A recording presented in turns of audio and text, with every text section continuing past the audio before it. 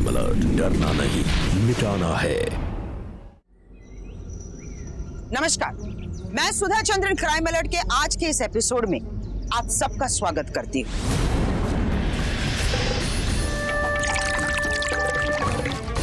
अब तुझे जिंदा नहीं छोड़ सकते, तुझे मरना ही होगा। मैं जीना चाहती हूँ।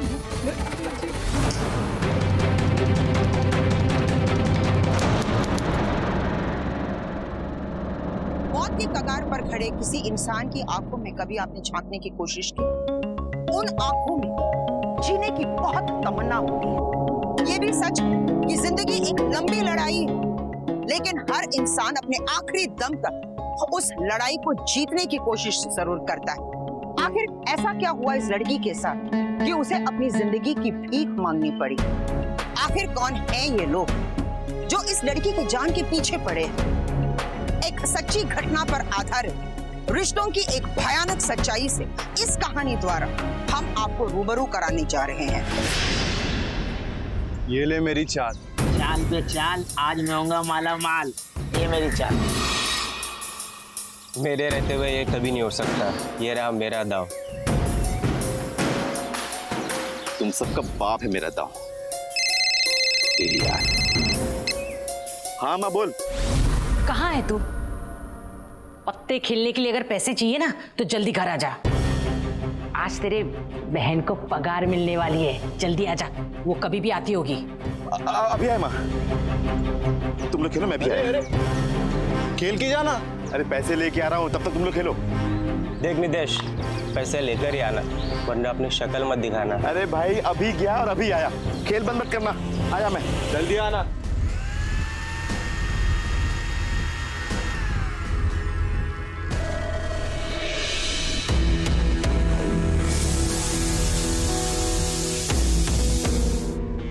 अरे कितना खाएगी माँ? डायबिटीज है तेरे को, छोड़ से। अरे अरे वो अबे ये बोतल ने इससे पहले मर। चल जल्दी करो। दे जल्दी दे। तो क्या करें? जा ऐसे। हाँ जल्दी।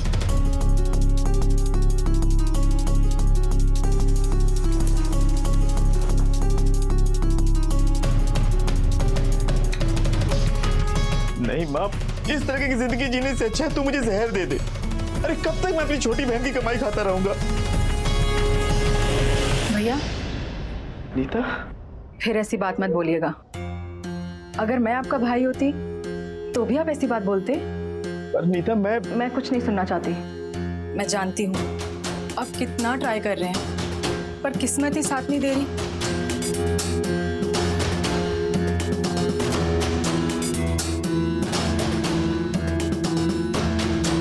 ये लीजिए। ये किस लिए? आप बहुत हताश दिख रहे हैं, थोड़ा सा फ्रेश होकर आ जाइए। इसमें एक आधा क्वार्टर तो आ ही जाएगा। नीता तू भी ना। अच्छा सुन, वहाँ पे फ्राइड मच्छी भी मिलती है, लाऊं तेरे लिए? हाँ, एक मिनट। ये लीजिए, सबके लिए ले आइएगा। ठीक है। नीता तू बैठ, मैंने तेरे लिए चाय बनाई, अभी लाती हूँ। ठीक है। अरे नहीं करानी मुझे कोई ईसीजी बीसीजी, नहीं कराना कोई टेस्ट। अरे फायदा क्या होता है? अरे ज्यादा से ज्यादा क्या होगा, मेरी मौत ही आएगी ना, मर जाऊंगा मैं। नहीं कर बाबा। अरे लेकिन बेटा रुको। हेलो जी डॉक्टर साहब। अच्छा ईसीजी कब करवाना है? जी हम आज ही करवा लेंगे। हाँ जी ओके। बेटा तू ये क्या कर रही है? कोई फायदा नहीं है। एक मिनट।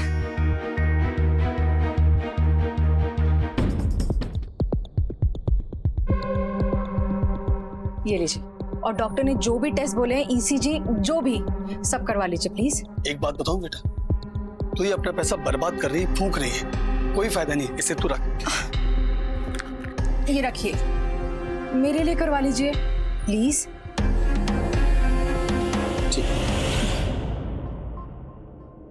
नीता ले चाय पी ले। Thank you. अब तुम मुझ पर मत शुरू हो जाना। बाबा को हार्ट का प्रॉब्लम है, भैया की नौकरी नहीं है, मैं सब समझती हूँ बेटा। और डायबिटीज भी कोई बीमारी होती है क्या? हाँ माँ बेटा मुझे कोई मेथी के दाने वगैरह नहीं खाने और ना ही कोई सब्जियों का रस पीना है। कितना खर्चा होता है पता है तुम्हें? आप रुकिए।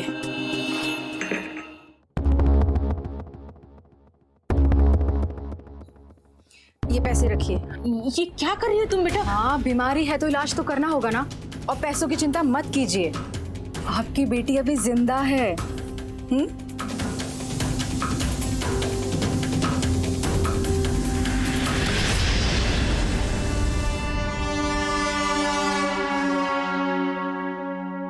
क्यों कर रही है नीता तो ये सब? तुझे क्या दिखता नहीं है सब लोग तेरा फायदा उठा रहे हैं? भाभी, उनका हक बनता है।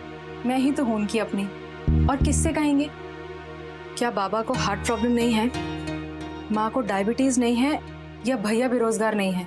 हाँ, जानती हूँ 2-4 बातें ज्यादा बोल देते हैं, पर उनका नाटक देख के ऐसा लगता है जैसे मैं उनकी माँ हूँ और बच्चे मिठाई और चॉकलेट के लिए नाटक कर रहे हैं।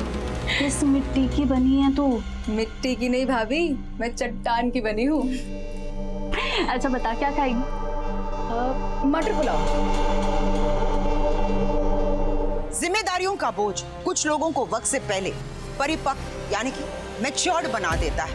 ऐसी बात नहीं है कि नीता की आंखों में सपने नहीं थे या वो सपने नहीं देखना चाहती थी, लेकिन इस बात से वो मुंह नहीं मोड़ सकती थी कि उसका पूरा परिवार उस पर निर्भर था।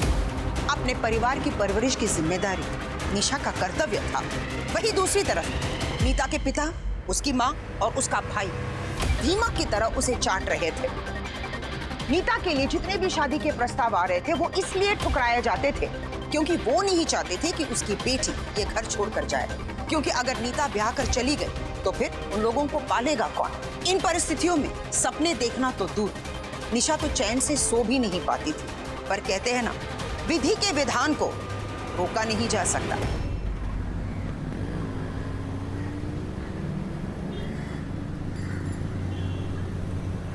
फाइनली आपका लाइसेंस आ ही गया। Thank you so much. अरे नहीं, थैंक यू की बात नहीं है। सॉरी तो मुझे कहना चाहिए कि आपने इसके चक्कर में इतने सारे चक्कर लगाए और इतना परेशान हुई आप। That's completely fine. नीता जी, आप पार्टी कब देंगी? पार्टी किस लिए? लाइसेंस आ गया है।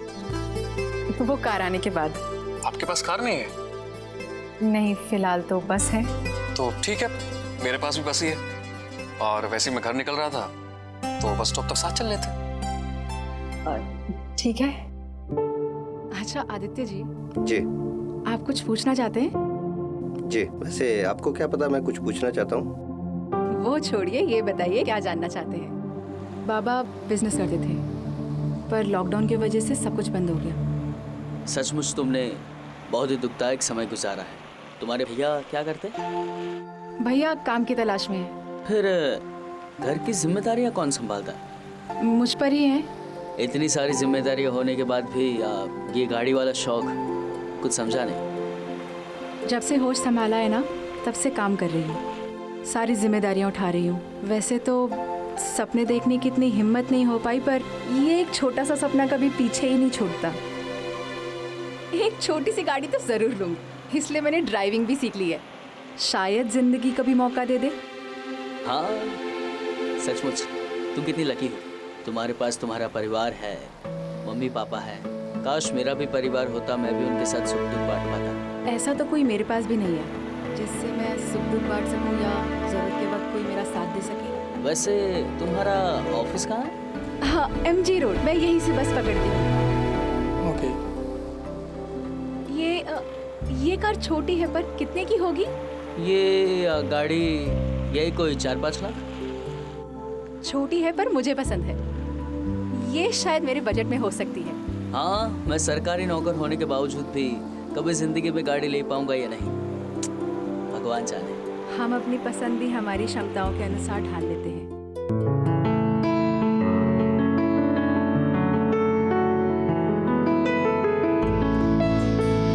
तेरा मिलना ही सब कुछ, न कुछ पाने को बाकी है।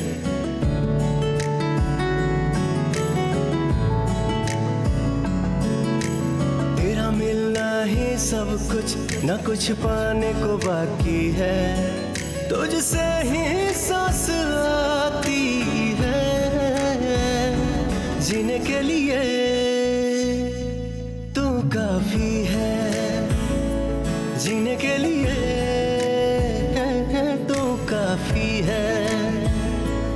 ये दुआ है हो ना जुदा हम किसी भी मोड़ पर, कर वादा जाओगे ना यार मुझको छोड़कर। तुझसे ही सांस आती है, जीने के लिए तू काफी है, जीने के लिए तू काफी है। लड़का असिस्टेंट आरटीओ है बेटा, तो बड़ी अच्छी बात है बेटा, ये तो है। अरे ये बहुत बड़ा ओहदा है नीता, मैं तो भाई बहुत खुश हूँ।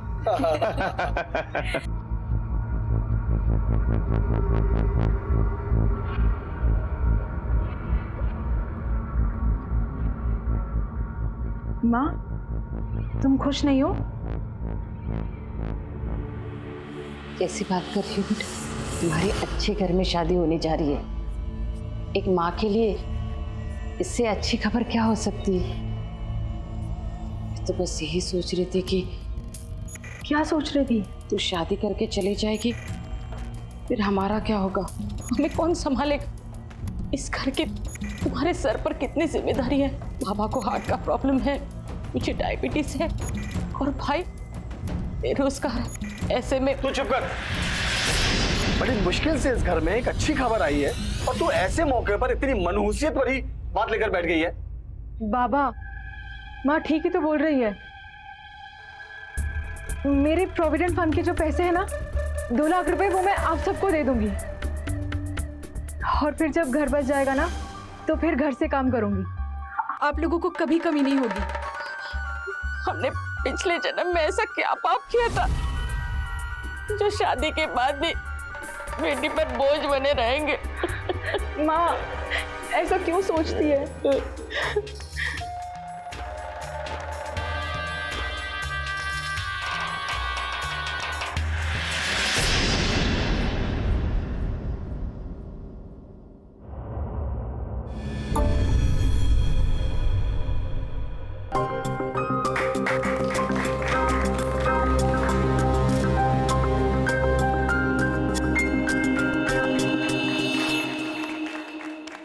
सिर्फ जीजा जवाई नहीं, सोने की खान है।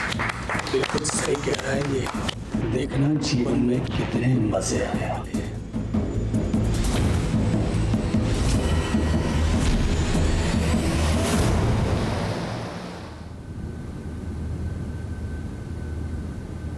वाह जी अजी, मतलब शादी से पहले क्या था और अब,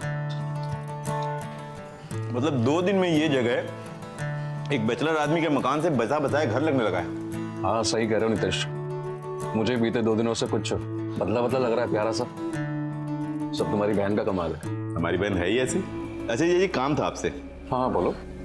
एक मेरे दोस्त ने गाड़ी खरीदी है, बस पेपर में आपके साइन चाहिए। मैंने कहा मेरे जिया जी आरटीओ में तुरंत कर देंगे, लीजिए देख लीजिए। नितेश जी, इसमें खरीदने वाले के और बेचने वाले के डॉक्यूमेंटेशन, आईडी प्रूफ। अरे जिया जी ये दोनों घर के बंदे हैं, बाकी नाम और एड्रेस तो लिखा हुआ है, पेपर कभी भी आ जाएंगे। नहीं नितेश, जब तक खरीदने वाले के और बेचने वाले के आईडी प्रूफ, डॉक्यूमेंटेशन पूरे नहीं होंगे तब तक मैं सिग्नेचर नहीं करूंगा। पहले वो जरूरी है। सॉरी। नीता सही कहती थी कि जिया जी कड़क और ईमानदार ऑफिसर हैं, और सच कहूं ऐसा सिर्फ मैंने फिल्मों में देखा था। एक बात कहूं, आपके लिए मेरे दिल में इज्जत और भी ज्यादा बढ़ गई है। Proud of you. अरे ऐसा कुछ नहीं है, बस मैं तो अपना काम कर रहा था। तब तक तुम आराम से नाश्ता करो, मैं रेडी हो गया था।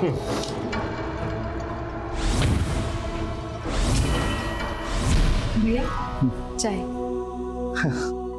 देखा, कहा था ना मैंने, गलत काम तो वो कभी करेंगे ही नहीं। ईमानदार के साथ साथ अलर्ट भी रहते हैं, और अपनी ऑफिशियल सील और स्टैम्प हमेशा अपने साथ बैग में लेकर आते हैं,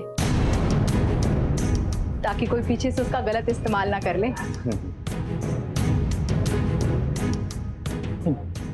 नीता, तू मतलब 2 दिन में भूल गई है कि भाई चाय कैसे पीता है। चीनी कम है, ओ भैया सॉरी, दीजिए दीजिए, मैं लेकर आती हूँ और डाल के। और थोड़ा गर्म भी कर देना चाय को। हाँ जी। अभी नीता घर से बाहर है, सही मौका है ये जीजा जी की स्टाम्प निकालने का।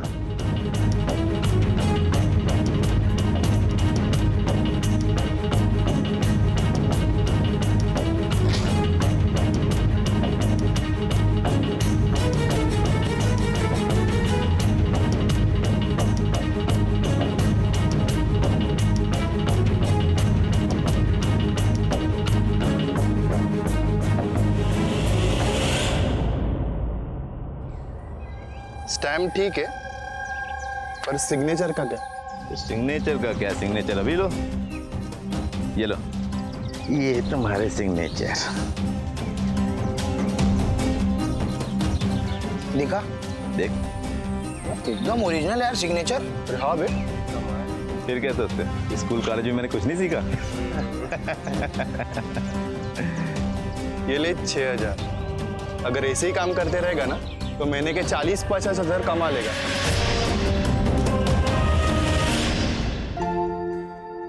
भैया पानी। अरे बैठना। ये जी दिखाई नहीं दे रहे? हाँ वो नहाने गए हैं, ऑफिस के लिए रेडी होना है ना। अच्छा। अरे इसमें क्या लाए हैं? अरे बताना ही भूल गया, तेरी भाभी ने मटर पुलाव बनाया है, बहुत पसंद है ना तुझे? अरे तो मैं आया तो मैंने तेरे लिए देते चलो। अच्छा किया, उन्हें भी बहुत पसंद है। सच्ची? गरम करके लाता हूँ।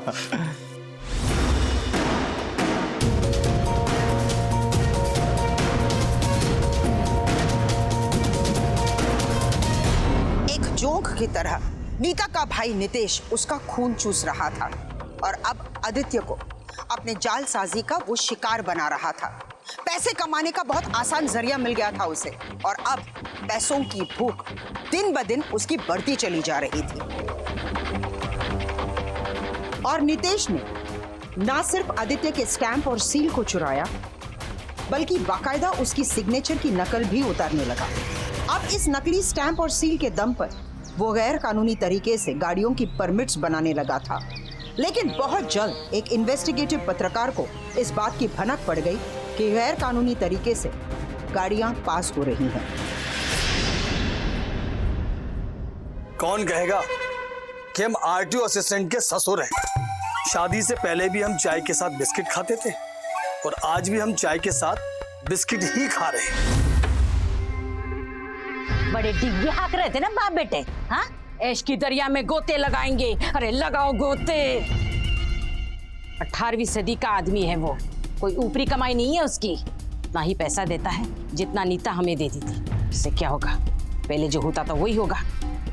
क्या फायदा हुआ बेटी को ब्याह कर? कोई फायदा नहीं हुआ। अम्मा, अम्मा, मर गई तेरी अम्मा। अरे जो हम बताने जा रहे हैं ना, वो सुनकर सच में मर जाओगी। क्या? हाँ, आपका जवाई और हमारा जीजा नीता को कार गिफ्ट करने वाला है। कल 2 लाख रुपए बयाना देकर उनके घर कार आ भी जाएगी। यही टाइम है माल ऐंठने का। वाह रे मेरी अम्मा।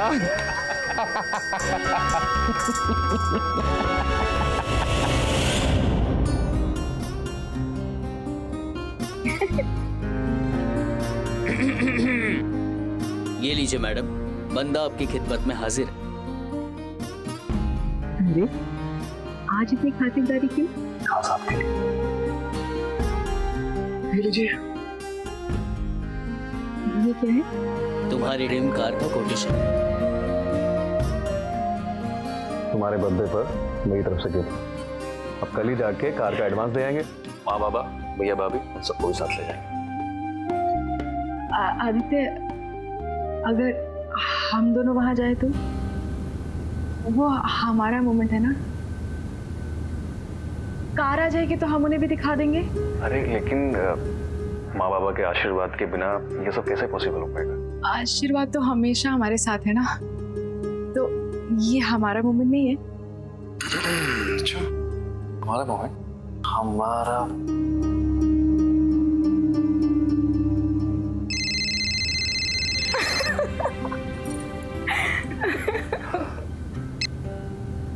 हेलो, क्या भैया? भैया, बाबा कहाँ हैं? वही वह जिसका डर था नीता। तेरे जाने के बाद इतने लापरवाह हो गए थे कि टाइम से टेस्ट नहीं, दवाई नहीं, बस खाना खा ही रहे थे कि अचानक दिल का दौरा पड़ गया। और मुझे कुछ समझ नहीं आ रहा कि मैं क्या करूं। ऑपरेशन करवाना है, क्या क्या तो टेस्ट है, क्या करूं? बेटा होकर भी मैं कुछ नहीं कर पा रहा। ये सब सोचने का वक्त नहीं है कि कितने पैसे लगेंगे। डॉक्टर साहब, एक मिनट। यही डॉक्टर साहब। देखिए, हमें एंजियोप्लास्टी करनी पड़ेगी। उनके हार्ट में हमें एक स्टंट फिट करना पड़ेगा और फिर उसके अलावा दूसरे बाकी सारे टेस्ट। डॉक्टर साहब, आप ये बताइए कि कितने का बंदोबस्त करना होगा? देखिए, एंजियोप्लास्टी के लिए वैसे तो कई सारे सस्ते स्टेंट्स अवेलेबल हैं, पर मैं उनकी गारंटी नहीं दे सकता। कुल मिला के आप लोग ये समझ लीजिए कि ये कोई 2 लाख। ठीक है, थैंक यू डॉक्टर। नितेश, तुम परेशान मत हो, मैं तुम्हें 2 लाख रुपए ट्रांसफर करता हूँ। तुम आगे का प्रोसेस स्टार्ट। आप ये क्या कर रहे हैं आदित्य? नहीं नीता, इस वक्त इन पैसों की जरूरत पापा को है।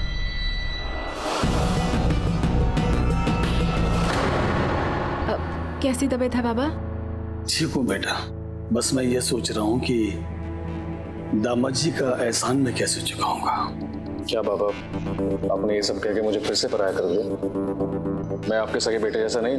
आप तो मेरे बेटे से भी बढ़कर हो। न जाने पिछले जन्म में कौन से अच्छे कर्म किए होंगे मैंने, जो आपके जैसा दामाद मिला। नहीं बाबा, आप खुद बहुत अच्छे हैं। जल्दी से ठीक हो जाइए, फिर मिलते हैं। ये लीजिए, मेरा कमीशन हटा के पूरे 1.5 लाख रुपए हैं। नितेश, गेन। मान गए तुम लोगों को। मैंने आज तक दुनिया में बड़े से बड़े कमीने देखे हैं, पर तुम्हारी फैमिली से बढ़ के कोई नहीं। अरे, तुम हमारी तारीफ कर रहे हो या ताने मार रहे हो? नहीं, मैं तो बस। तुम्हें तुम्हारा कमीशन मिल गया ना, अब चलते बनो।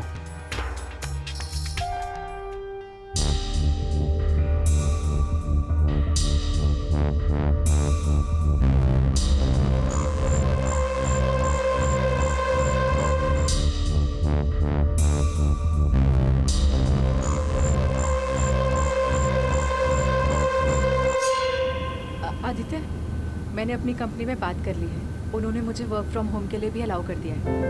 तो अब बाबा के इलाज में जो पैसे लगे हैं वो मैं वापस कर दूंगी आपको जल्दी। अगर तुम काम करना चाहती हो जरूर करो, लेकिन पैसे कमाने के लिए नहीं, अपने आप को बिजी रखने के लिए। रही बात पैसों की, तो कोई बात नहीं, वो तो फिर से जमा हो जाएगी। पर आदित्य, जब तक बाबा के इलाज में जो पैसे लगे हैं वो मैं आपको लौटा नहीं देती, तब तक मेरी सांस में सांस नहीं आएगी। और तुम्हारी उन सांसों का क्या जो मुझे महका रही है? ये सब्जी महक रही है और मुझे काम करने दो वरना सब्जी जल जाएगी। गोविंद, पहले तुम ये पेपर्स अच्छे से वेरीफाई कर लो, उसके बाद मुझे बताओ।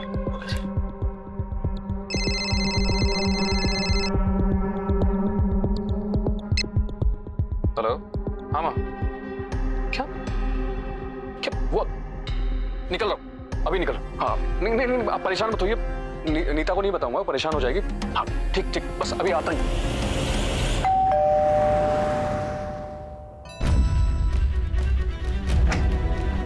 क्या हो रहा है सब? मुझे रोक लो, पागल अब और साइड नहीं होता बाबा, मेरे को बहुत क्या कर रहे तुम? क्या कर रहे तुम? जिंदगी से अच्छा कुछ समाज बात ही नहीं लगा, मुझसे कर नहीं, मैं मरना चाहता हूँ। अब बर्दाश्त नहीं होता जिया जी, बर्दाश्त नहीं होता। संभालो, मैं हूं ना।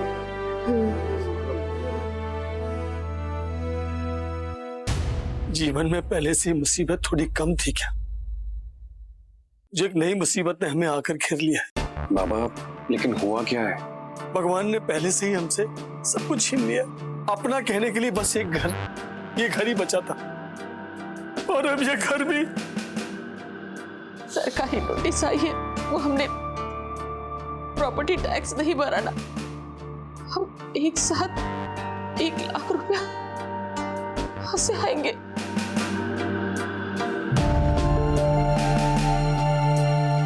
और कितनी परीक्षा लेगा ईश्वर?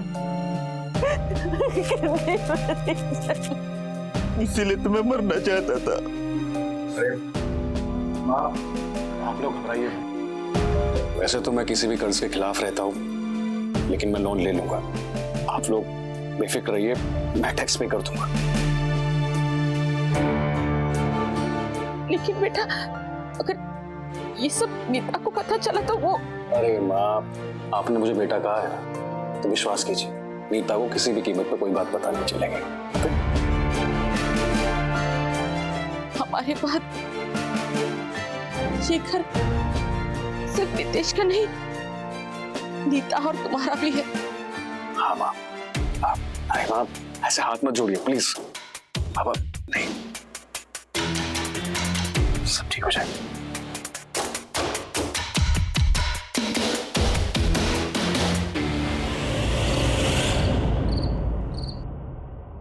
आदित्य, तबीयत ठीक है? हाँ तबीयत ठीक है, बस थोड़ा सा काम का स्ट्रेस है। ये क्या है दिखाओ, सब ठीक है ना? हाँ रिपोर्ट्स हैं, मैं आपको बताने ही वाली थी।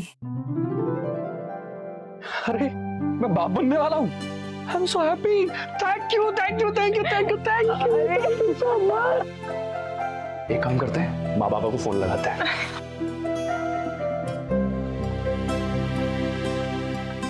हेलो माँ, प्रणाम। अरे खुशखबरी देनी है आपको, आप नानी बनने वाले हो। क्या? मतलब खुशी की बात है, बहुत बहुत बधाई हो तुम दोनों को। मैं और तेरे पापा और नितेश ना, हम लोग घर आते हैं, वहां से हम लोग मंदिर जाएंगे भगवान का आशीर्वाद लेने। हाँ, फिर से एक बार बधाई, बहुत बहुत बधाई। हाँ रखती हूँ। माँ बाबा आ रहे हैं, नितेश भी, सब मंदिर जाएंगे। अरे हो गया सत्यानाश। ऐसा क्या हो गया? आप नाना बनने वाले हैं और ये मामा। ओहो, अब तो भूखे मरने की नौबत आने वाली है। जो महीने का आता था ना, वो भी बंद होता दिखाई दे रहा मुझे। बेवकूफ लड़की, इसे भी अभी माँ बनना था। ऐसे घुटते रहने से कुछ नहीं होने वाला। तो तू ही बता देना मेरी माँ की क्या करें अब। दिन भर मुंह में लड्डू ठूस के मोटी हाथी होती जा रही है। चरने से फुर्सत मिले तो दिमाग चले ना। दिमाग तो मेरा तब से चल रहा है जब से आदित्य ने मुझे ये खबर दी है। अब तुम तेल देखो और तेल की धार देखो। नीता, तुम्हें बहुत सावधानी बरतनी होगी। ये प्रेगनेंसी तुम्हारे लिए आसान नहीं होगी। मतलब? ऐसी कोई सीरियस प्रॉब्लम नहीं है, हाँ, पर तुम्हें सावधानी बरतनी होगी। मेरी मानो तो एक 24 आवर के लिए एक नर्स रख लो, जो कि जिम्मेदार हो और अनुभवी हो। तुमने हमारे लिए इतना कुछ किया है, अब हमें माँ बाप का फर्ज निभाने दो। हाँ, मैं तो कहती हूँ ये नर्स वर्स की कोई जरूरत नहीं है। हम है ना, हम तुम्हारी देखभाल करेंगे बेटा। तुम हमारे घर आकर रहो, वो घर तुम दोनों का भी तो है। लेकिन मैं समझ सकती हूँ बेटा, थोड़ी मुश्किल होगी, लेकिन बच्चे के लिए करना पड़ेगा ना। डॉक्टर ने क्या कहा, 24 घंटे इसके साथ कोई ना कोई रहना बहुत जरूरी है। हालत को देखते हुए यही सही रहेगा। थैंक यू माँ। थैंक यू कैसा, ये तो नानी का फर्ज है।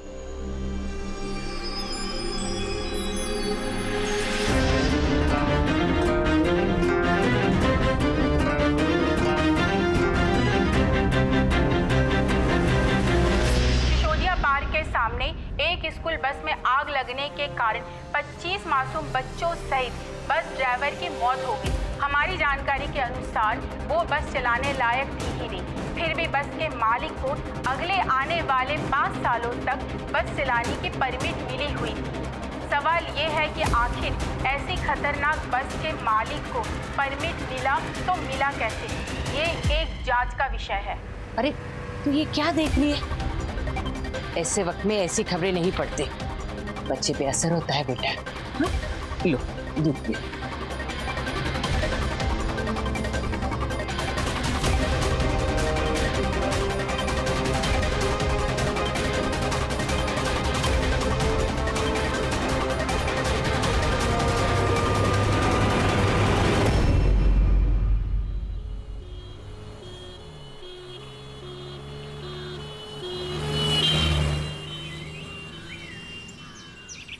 मैडम मेरी बहन को बचा लीजिए डॉक्टर। क्या हुआ नीता को? It is very serious Aditya. अगर बच्चा पेट में ही मर गया ना तो हम माँ को भी नहीं बचा पाएंगे। We need to operate. तो कीजिए doctor. It is very complicated. इस पे खर्चा भी लग जाएगा 1-8 लाख रुपए तक। 1 लाख रुपए?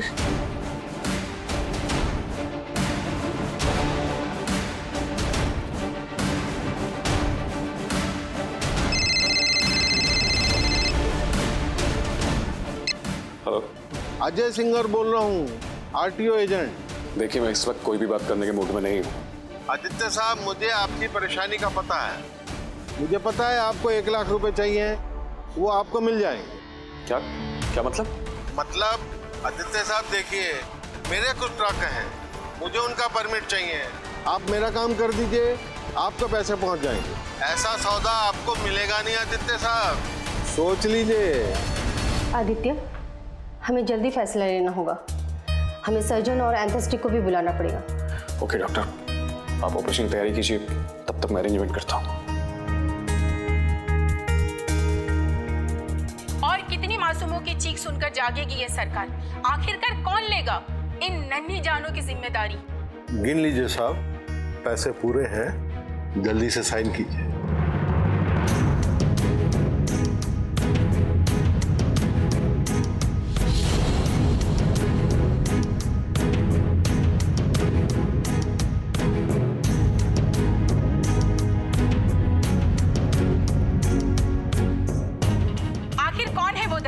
जिनकी वजह से इन मासूमों की जान गई। जब तक पेपर्स ठीक नहीं होंगे, सिग्नेचर नहीं होंगे।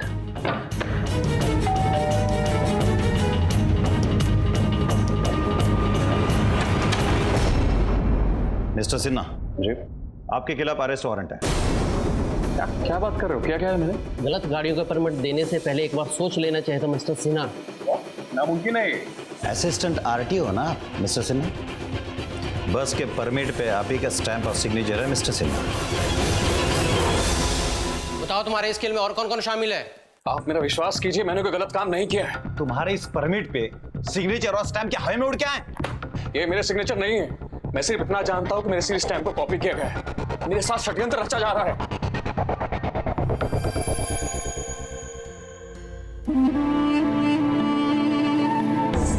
सॉरी नीता, हम तुम्हारे बच्चे को बचा नहीं पाए। डॉक्टर, मेरे पति कहाँ है?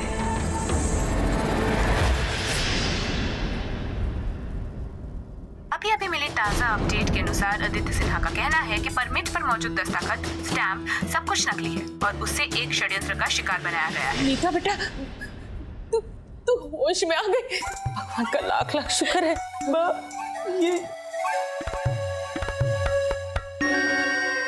ये सब तू क्या देख रही है? बंद कर डॉक्टर साहब, बंद कीजिए इसे। नहीं माँ, बेटा अब तू उसे भूल जा।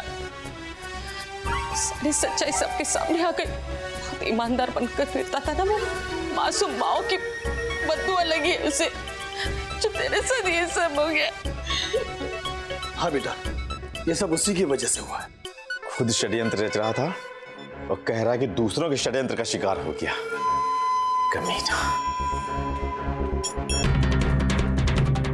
ऑफिशियल सील और स्टैम्प हमेशा अपने साथ बैग में लेकर आते हैं।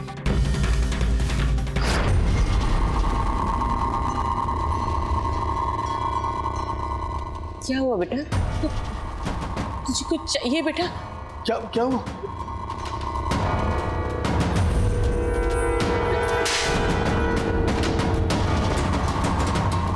मैं तेरी जान ले लूंगी। वो तू ही है ना जिसने मेरे ईमानदार पति को, तुम भाई नहीं, तुम भेड़िया है। मुझे पूरा विश्वास है कि सब तू नहीं किया है। मैं ना अभी पुलिस को बुला के सब कुछ बता दूं। तू ही था ना जो बहाने बना के हमारे घर आता था? मैं था। चल। अरे ये तो हमको फंसा देगी। डॉक्टर इंजेक्शन लगाओ, जल्दी लगाओ जल्दी। सबको फंसा देगी।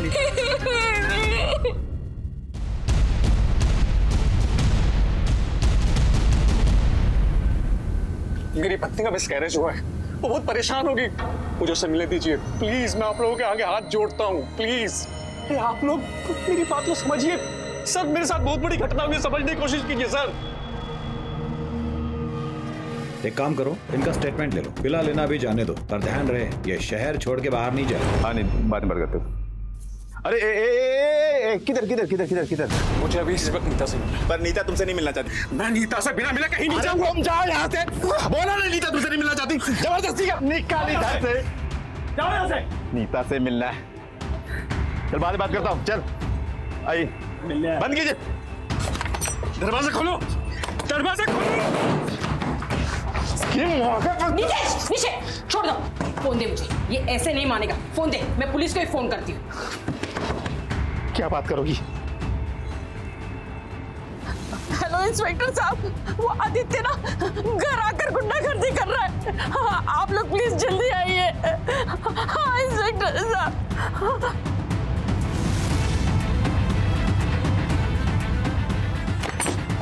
खोलो दरवाजा।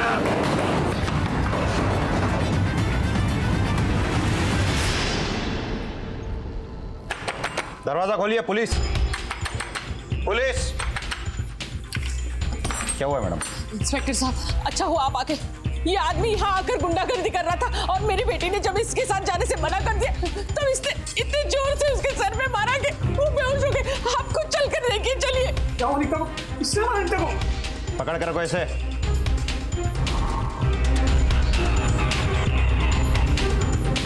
ये देखिए। माड़े चेक करो। Yes sir.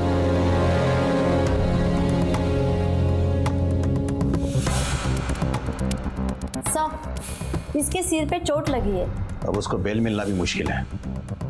एक काम कीजिए, नीता जैसे होश में है उसे पुलिस स्टेशन लेके आओ, उसका स्टेटमेंट लेना जरूरी है।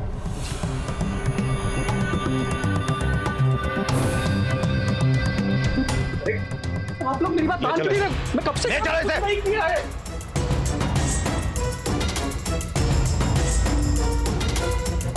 अरे आप लोग मुझे किस बात की सजा दे रहे हो? फिर से मुझे यहाँ लाके बंद कर दिया।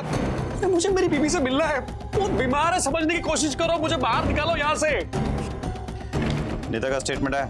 जी नहीं। तो हमें उसे छोड़ना पड़ेगा, क्योंकि हम किसी को भी 24 घंटे से ज्यादा कस्टडी में नहीं रख सकते। एक काम करो, नीतीश को फोन लगाओ। नितेश जी, मैं सामता नगर पुलिस स्टेशन से बोल रहा हूँ। हाँ जी सर, मैं नीता का भाई नीतीश। देखिए नीतीश जी, अभी तक नीता जी का कोई स्टेटमेंट नहीं आया है। अगर उनका स्टेटमेंट नहीं आएगा तो हमें मजबूरन इसे छोड़ना पड़ेगा।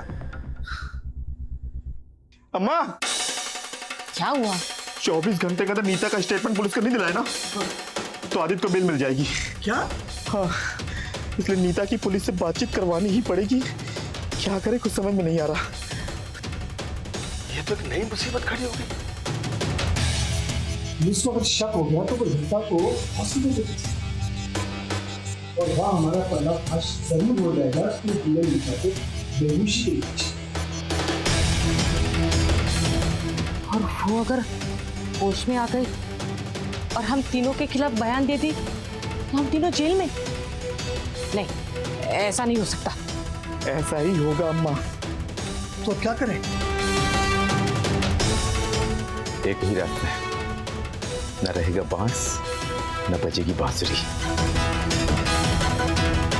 मतलब आदित्य को मार देते? अरे पागल होगी क्या? आदित्य को नहीं, नीता को मार देते। कब तक मुझसे ऐसे छुपा के रखेंगे? हम नीता को मार देते और सारा इल्जाम आदित्य पे डाल देंगे ताकि हमारा बाल भी बाका ना हो। और इंश्योरेंस का सारा पैसा हमें मिलेगा, 15 लाख। तो देर किस बात की है? जल्दी करो, वो आता ही होगा।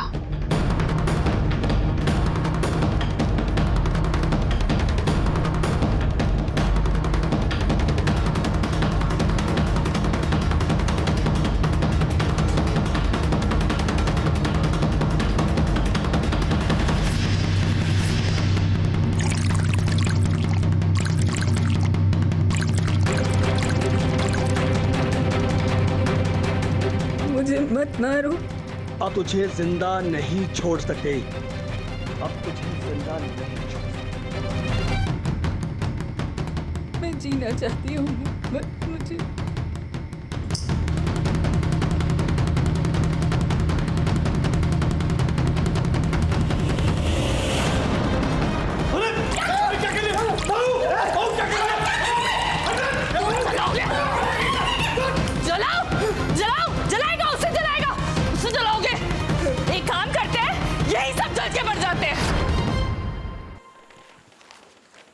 Bell guaranteed.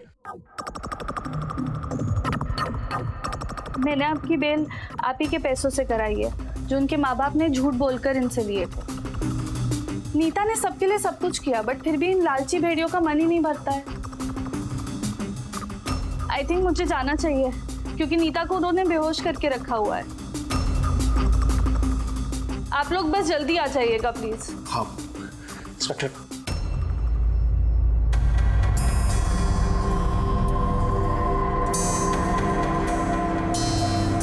हेलो आदित्य। जलाओ! अरे पागल, तू खुद चल जाएगी। पीछे कर, पीछे कर। क्यों?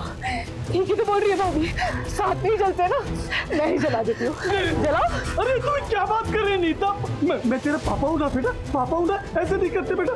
देख देख देख, तेरा भाई हूँ। अपने भाई को मारेगी तू। अगली बार इस गंदे जबान से बहन का नाम गंदे जबान मत की। क्या करोगी बहन? सीता, ये तो क्या कर रही है? हम तेरे माँ बाप है, भाई है, तो हमारा खून है। ऐसा नहीं कर सकती बेटा, तुम खून पीने वाले गंदे कीड़े हो तुम लोग। मैंने कभी सपने में भी ऐसा नहीं सोचा था कि तुम लोग मेरे साथ ऐसा करोगे। तुम्हें ना छोड़ूंगी नहीं मैं।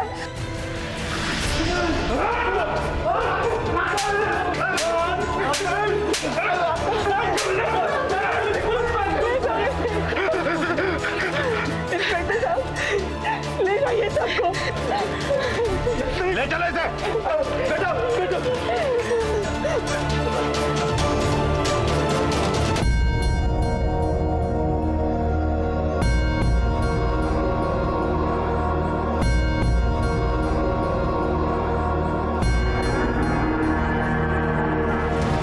मीका के परिवार वालों को देखने के बाद यह एहसास होता है कि लालच की कोई सीमा नहीं होती।